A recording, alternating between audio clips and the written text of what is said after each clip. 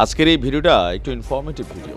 বিশেষ করে যারা পশ্চিমবঙ্গের মানুষ আছেন, ইভেন বাংলাদেশ সম্পর্কে আপনারা মনে করেন যে দাদা তোমাদের দেশের আমাদের কি চাহিদা আছে, বা বাংলাদেশকে আমাদের দরকার নাই, আমরা যথেষ্ট শক্তিশালী একটা ইকোনমি, আমাদের দেশ এত বড় যে এক মাথা থেকে আমরাই আমাদের কাছে বেচা বিক্রি করবো আর বাংলাদেশে প্রয়োজনে ব্যবসা বাণিজ্য করবো না। কিন্তু আপনি কি জানেন বিভিন্ন কারণে বাংলাদেশ আপনাদের হেডেক? বরাবরই আলোচনায় উঠে আসে সেভেন সিস্টার্স। আর আজকে স্বাধীনতার 53 বছর পর নতুন করে একটা টেকনিক্যাল সিস্টেমে এই সেভেন সিস্টার্সকেই আমরা বাংলাদেশ আটকে দিচ্ছে যাচ্ছি। তবে এটা আপনারা যখন সবকিছু ক্লিয়ার করবেন, আমরাও ক্লিয়ার করব। ভালোবাসাটা হবে লেনদেনের ভিত্তিতে নাকি সমতার ভিত্তিতে? ডিলগুলো হবে অন্তত রাষ্ট্রীয় পর্যায়ে সমতার ভিত্তিতে। যারা ভাবছিলেন যে বাংলাদেশের সাথে আর ভারতের পেচকিটা কোথায় বা কোথাও আটকা আছে কিনা, যে সেভেন সিস্টার্সে আটকা আছে, তবে এমন না যে আমরা সেভেন সিস্টার্সে ট্রাক ভর্তি মেশিনারিজ পাঠাবো, অস্থিতিশীল পরিবেশ তৈরি করবো। এর বাহিরেও এই সেভেন সিস্টার্সের ডেভেলপমেন্ট থেকে শুরু করে সেখানকার মানুষের জীবনযাত্রা অনেক কিছুই বাংলাদেশের উপর কানেক্টেড। বর্তমান যুগটা হচ্ছে প্রযুক্তির যুগ। ফেসবুক, হোয়াটসঅ্যাপ, ইউটিউব বা এই যে media platform, social media platform, এগুলো ছাড়া আপনি কতটা অসহায়, একদিন ফেসবুক বন্ধ হলে কিন্তু আসলে বিষয়টা বোঝা যায়।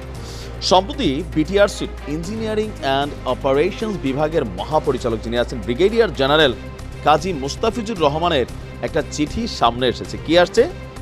ভারতের টেলিকম অপারেটর ভারতী এয়ারটেল, মানে এয়ারটেলের সঙ্গে মিলে আমাদের বাংলাদেশের একটা প্রতিষ্ঠান সামিট এবং হচ্ছে ফাইবার অ্যাট হোম, এই দুইটা কোম্পানি মিলে একটা চুক্তি করেছিল। কি এই চুক্তিটা হচ্ছে বাংলাদেশ থেকে আমরা যদি দেখি একটু, আসাম, ত্রিপুরা সহ ভারতের উত্তর পূর্বাঞ্চলে যে 7 রাজ্য, সেই 7 রাজ্য থেকে চেন্নাই সাবমেরিন কেবল ল্যান্ডিং স্টেশনের দূরত্ব যেটা আছে সেটা হচ্ছে 5500 কিলোমিটার।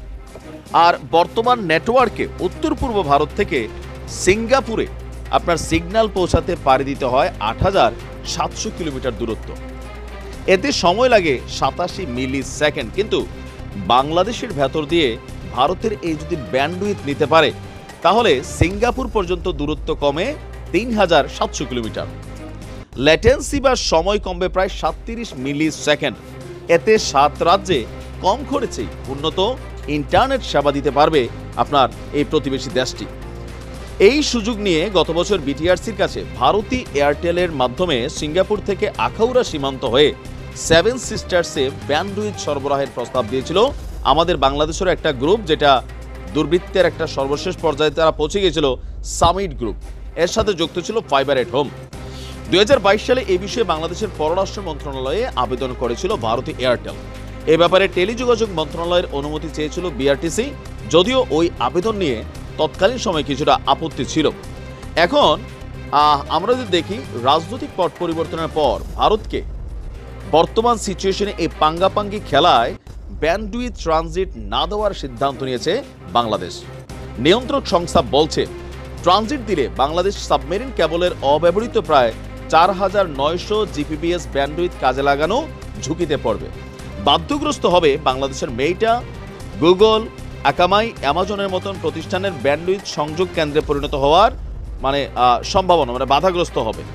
সো এটা আমাদের নিজের দেশের জন্য বেসিক্যালি ক্ষতিকর হবে। বিটিআরসি চেয়ারম্যান বলছেন যে ট্রানজিট আমাদের গাইডলাইনে নেই, তবে হ্যাঁ, যদি এখানে সিস্টেমগত কিছু পরিবর্তন আসে, কৌশলগত কিছু পরিবর্তন আসে, তো সেই ক্ষেত্রে ভারতের 7 রাজ্যে আপনার হয়তোবা আমরা কিছুটা লসের শিকার হইলেও, অথবা ধরেন ভালোবাসার জায়গা থেকে হয়তো এই কাজটা করার সুযোগ আছে, বাট যে ওয়েতে ডিলটা করেছে ওইটা না, এটাকে কারেকশন করতে হবে, মডিফাই করতে হবে, নতুন করে পুনর্বিবেচনা করতে হবে। এখন ভারত যখন বাংলাদেশের সীমান্ত বন্ধ করার ঘোষণা দেয়, এটা সেটা ঘোষণা করার বন্ধ দেয়, আমরা সন্ত্রাসী চাইলে না, আমরা চাইলে দেখেন এরকম অনেক কিছু, বাংলাদেশকে হালকা নেওয়ার কিছু নাই কিন্তু।